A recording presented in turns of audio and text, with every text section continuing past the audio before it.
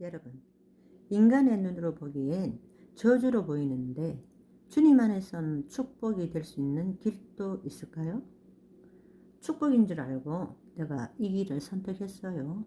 야, 이거는 분명히 하나님의 축복 같아 보인다 하고 내 눈에 그렇게 보여서 그것을 선택했는데, 그런데 그게 결국은 저주의 길이 될 수 있다는 것입니다.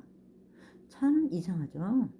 똑같은 길을 선택하는데 그 길이 어떤 사람에게는 저주가 되고 어떤 사람에게는 축복이 된다는 것입니다. 하나님께서 주시는 것도 있지만 내가 선택하는 것이 압도적으로 많이 있습니다. 우리도 인생을 뒤돌아보면 우리의 삶 속에서도 여러 일들이 저주처럼 다가왔죠. 정말 힘들었죠. 그것 때문에 고민하고 눈물을 흘리고 기도했어요. 그런데 시간이 지나가면서 뭐야? 이것이 저주가 아니고 축복이었네. 또는 이거 축복 아니야? 저주였단 말이야? 이렇게 깨닫게 되는 때가 여러 번 있었다는 것입니다. 세상 사람들 눈에는 저주이고 불행처럼 보이지만 그리스도인은 감사와 만족을 누릴 수 있게 됐다 하는 것입니다. 우리가 이것을 배워야 한다는 것이죠. 감사와 만족의 신앙을 모르면요, 이 좁은 길을 확신을 갖고 끝까지 갈 수 없습니다. 여러분, 이것이 여러 면에서 적용이 됩니다. 어떤 사람이 죄를 범하면 어떻게 됩니까? 어떤 때는 조용히 나만 그 죄를 알고 몰래 지나가기를 원하게 되겠죠. 창피하니까. 그런데 어떤 때 그게 그렇게 되지를 않습니다. 사람들 앞에 공개가 되죠. 아브라함이 아내를 누이라고 속였을 때 다 공개됐잖아요. 부인도 알게 되고 가족도 알게 되고 종들도 다 알게 되었어요. 심지어 4,000년 후에 사는 저까지 알게 되었습니다. 세상에 그런 망신살이 어디 있어요?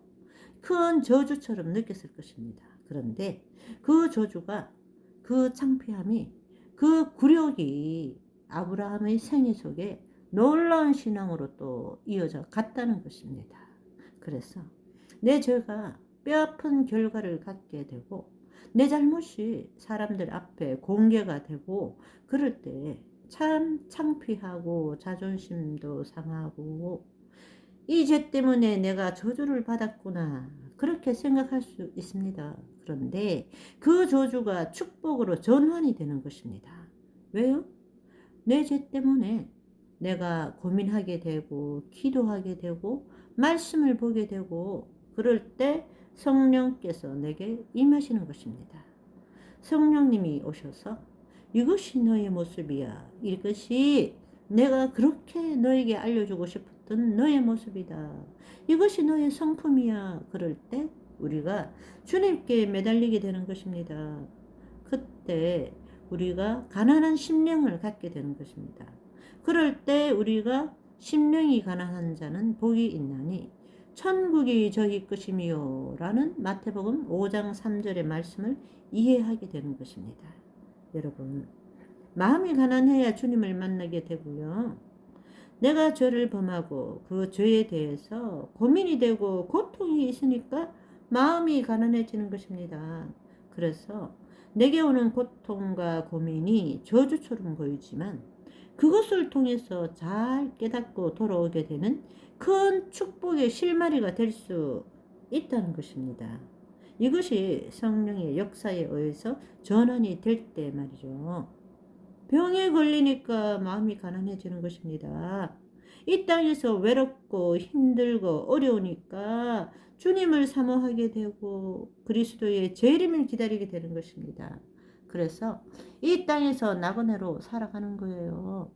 여러분들이 원하는 대로, 여러분들이 기도한 대로 다 응답받고 산다면은 마음이 가난해지지를 않습니다. 저주처럼 보이는 것이 축복으로 전환될 수 있습니까? 이것에 대한 확실한 답을 갖고 있어야 된다는 것이죠. 그러면 저주를 두려워하지 않게 됩니다. 어떻게 전환이 됩니까? 하나님께서 성령을 통해서 말씀을 통해서 나를 보여주고 마음을 가난하게 해 주셔서 상황을 뒤집으신다는 것입니다. 우리에게 그렇게 저주처럼 보이고 그렇게 어려운 일들이 오지 않았다면 우리의 신앙은 성장하지 않았을 거예요. 그죠? 그 형편 그대로 스스로 만족하면서 나 잘난 맛에 나 하며 살았겠죠.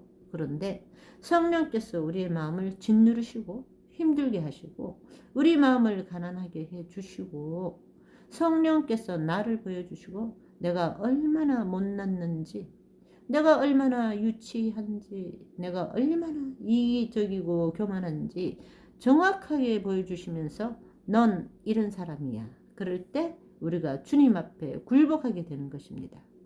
여러분, 우리의 문제가 드러날 때 고통스럽습니까? 네, 고통스럽죠. 창피하죠. 그러나 그때가 성령께서 우리에게 접근하실 때라는 것입니다. 하나님의 일하심을 보게 될 때인 것입니다. 어떤 때는 저의 문제를 자녀들을 통해서 알려줍니다. 어머니, 왜 그래요? 그러면서 어떤 때는 주변의 사물, 사건을 통해서도 알려주는 것입니다.